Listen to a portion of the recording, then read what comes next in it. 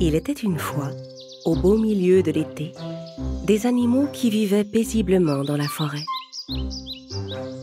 En cette saison, les oiseaux et les insectes profitaient pleinement du beau temps et n'avaient aucun mal à trouver de la nourriture.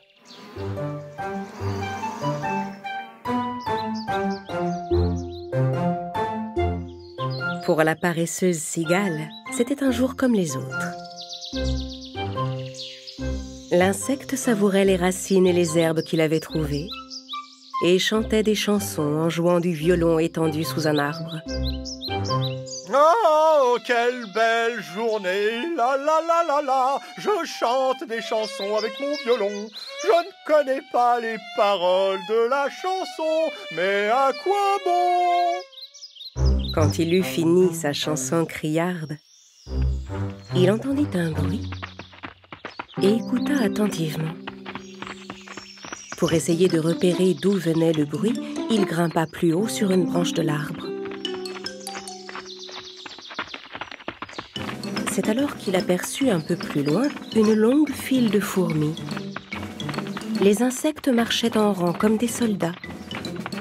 Chaque fourmi transportait à grand-peine des graines et des fruits séchés qui étaient tombés des arbres. La cigale sauta à terre et regarda les fourmis s'éloigner avec un air d'incompréhension.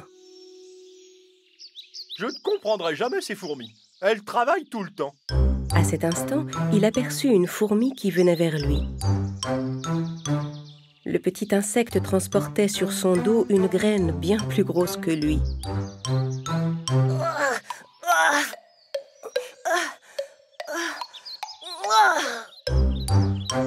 En passant devant la cigale, la fourmi lâcha la graine qu'elle transportait. Elle avait grand besoin de se reposer. Désolée, la cigale contempla la fourmi d'un air incrédule. Et dis-moi, vous déménagez quelque part? Non. Mais ne me dis pas qu'une grande catastrophe arrive. C'est pour ça que vous fuyez? Mais non. Mais alors? Mais qu'est-ce que vous fabriquez?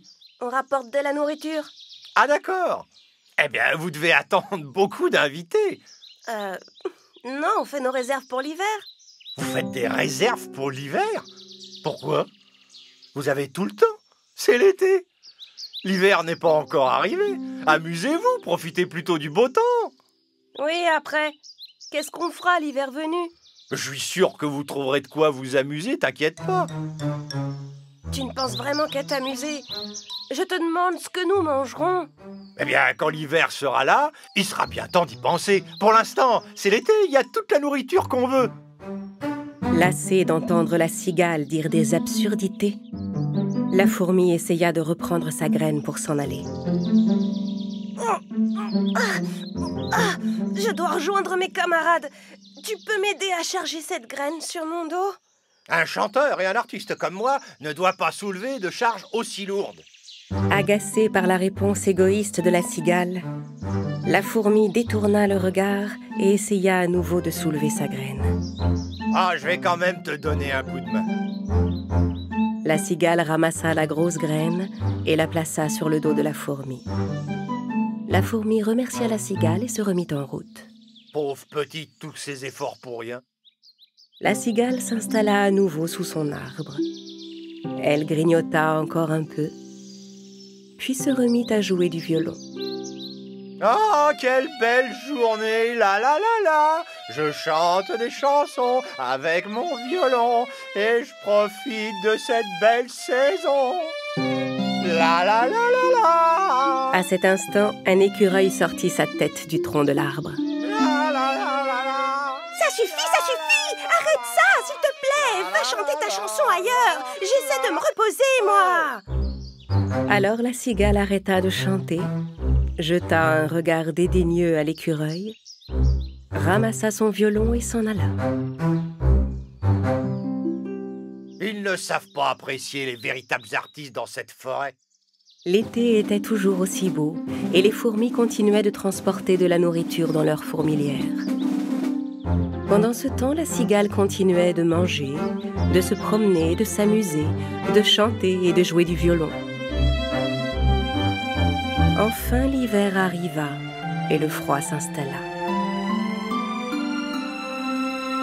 Un matin, en se réveillant, les fourmis regardèrent dehors et virent que tout le paysage était recouvert de neige. Les petites fourmis eurent une pensée pour tous les animaux qui vivaient dans le froid, tremblants et affamés. De son côté, les herbes étant ensevelies par la neige, la cigale n'avait rien trouvé à manger depuis des jours. Tremblante, à bout de force, elle était incapable de chanter ou de jouer du violon. Rassemblant toutes ses forces, le pauvre insecte marcha dans la neige en repensant avec nostalgie aux jours heureux de l'été. Ah, c'était le bon temps. On trouvait de la nourriture. J'avais le ventre toujours plein, j'étais heureux.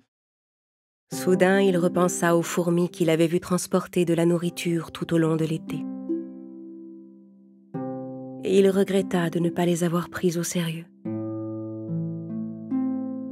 Il s'était bien moqué d'elles pendant l'été, et il se demandait maintenant si elles accepteraient de lui venir en aide. De toute façon, il était maintenant trop tard pour s'en aller. Oh, pas le moment de faire le fier. Je dois trouver le nid des fourmis et leur demander de l'aide.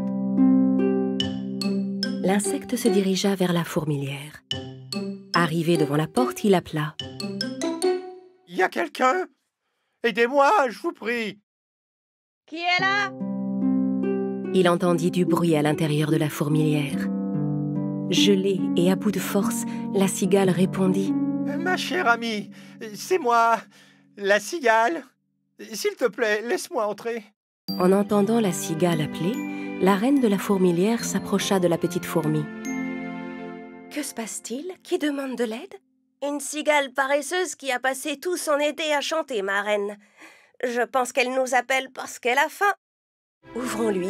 Quiconque vient frapper à notre porte pour demander de l'aide doit être reçu. La reine et ses fourmis se dirigèrent vers l'entrée de la fourmilière et sortirent pour voir. La cigale gisait sur le sol enneigé, épuisée. Les fourmis ramassèrent le pauvre insecte et le transportèrent dans leur nid. Bien au chaud dans la fourmilière, la cigale revint à elle. Les fourmis lui donnèrent de l'eau et de la nourriture. Une fois remise sur pied, la cigale remercia la reine et alla trouver la petite fourmi. « J'ai été très injuste avec toi. Tandis que tu travaillais durement, j'ai passé l'été à jouer de la musique. Et pourtant, tu m'as prévenu, mais je t'ai pas prise au sérieux. Je regrette. » Que ça te serve de leçon, au moins. Nous aussi, on aurait bien aimé s'amuser cet été. Mais on devait penser à l'avenir. Si on n'avait pas fait des réserves de nourriture, on aurait été dans la même situation que toi. La cigale resta quelque temps chez les fourmis.